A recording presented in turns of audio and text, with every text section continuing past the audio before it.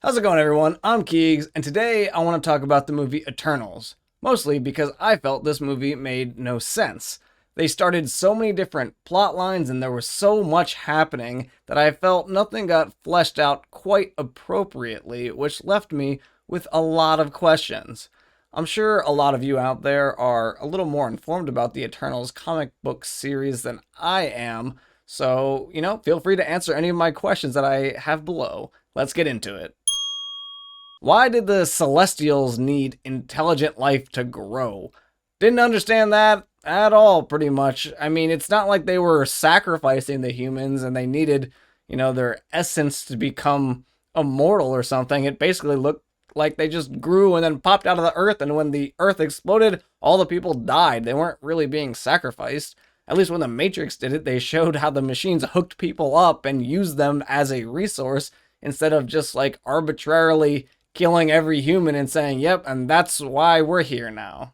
Ignoring the fact that that's a really stupid plot line, even if it was true, why would you kill them as soon as they become so intelligent? I mean, wouldn't you want them to get a little bit more intelligent and start, colonizing other planets, and then all of a sudden you have more planets with more people on it, and now you can get more Celestials out of this, I would think, if you don't kill them all. I mean, there's absolutely no way that starting the evolutionary process over from scratch is faster than just allowing a certain species to evolve and then colonize other planets as they go.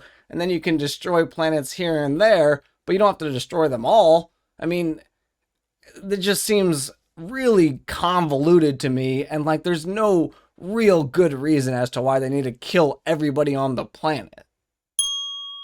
Did Thena's mind actually crack under the weight of all that pressure, or was she just having PTSD from the last world? Or was there just a glitch in her reboot system when they tried to wipe her memories last time?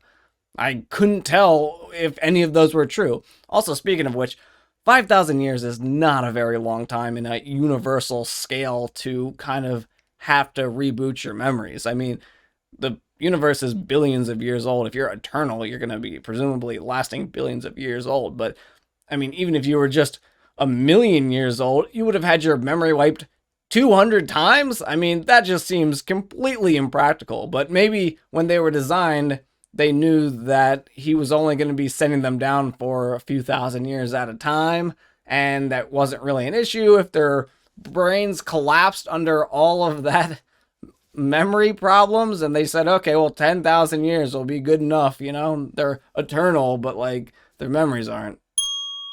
Was Thena cured at the end? I couldn't really tell. She kind of cut this dude up into pieces and then walked away, and then everybody's acting like she's cool now, but I don't understand, because she now knows what the plan was the whole time. She's not having these crazy episodes, or maybe she is still crazy and we just haven't seen her had an outburst recently.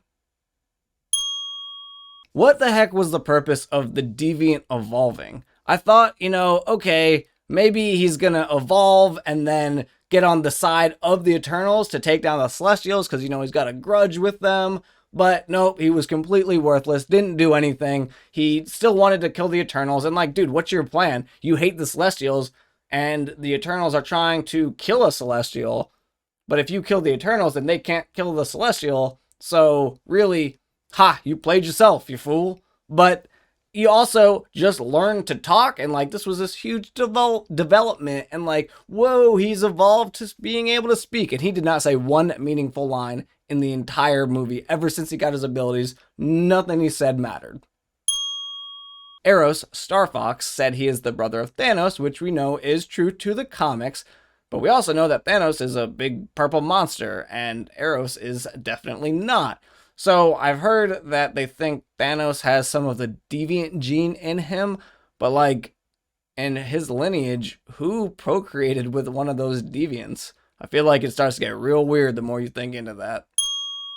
If these Eternals were meant to fight deviants, why would you give Druig some dumbass power like mind control over humans? I mean, what's he gonna do? Especially in those early times when there were like 4 humans and they had no tools. Druig is completely worthless in those fights because he can't do anything. He's just a normal dude looking at a monster because he can't control that monster. The people are no help to him at this point. I mean, I didn't understand that one either. It just seemed like kind of, if you wanted him to fight and kill deviants, that is not the ability that I probably would have gone with. Why get Kit Harington and only put him in the movie for like 2 scenes? I understand he's supposed to come back as the Black Knight, but you have Kit Harington. At least put him in the movie, put him with the group. He would have been a great human tag-along to this group of Eternals to give a human perspective on everything they're doing. And probably provide some levity too, because he's a funny guy. But you just completely wasted his character, and he could have done so much more. And I feel like we kind of needed a human character in the group just so that the audience could better relate to these people. And I feel like they tried to make Cersei the relatable one, but even still, I mean, she still had pretty decent powers. The Sprite storyline I thought was really shoehorned in at the end, and then she impaled Cersei, and there were like no consequences for that. I mean, Cersei was clearly fine at the end. She had no problems, and they never reprimanded Sprite. I mean, even afterwards, nobody was like, yo, Sprite, what the F? What was that about? And it just felt really off to me. I know that's not a question, but my point still stands. What the F, Sprite? Was the celestial body always there? Or did it just grow all of a sudden in like a few days or something? Because I feel like if it was always there, then some scientists might have been like, hey, we have this massive thing inside of Earth. I feel like it's a pretty obvious thing. It's humongous. I also feel like that thing coming out of the Earth would have irreparable damage to the Earth. I can't tell you what that damage would be, but I can't imagine it's a good thing when, like, you know, a giant head comes out of the core of your Earth, creating a hole all the way down. You know what? I'm not going to get into it. Is Arishem just full of crap? I feel like everything he says is either a lie or a half-truth. Is he even that powerful? I feel like he's just all smoke and mirrors and laser light shows and things like that. I think he's just, you know, doing a little Wizard of Oz, man behind the curtain stuff on us now. I'm sure there are more questions that people had, but those were the top 10 that came to my mind after watching the movie and thinking about it a little bit. But let me know, what questions did you have? And please feel free to answer some of my questions. But I'm Keegs, and I will catch you all next time for some more Marvel content.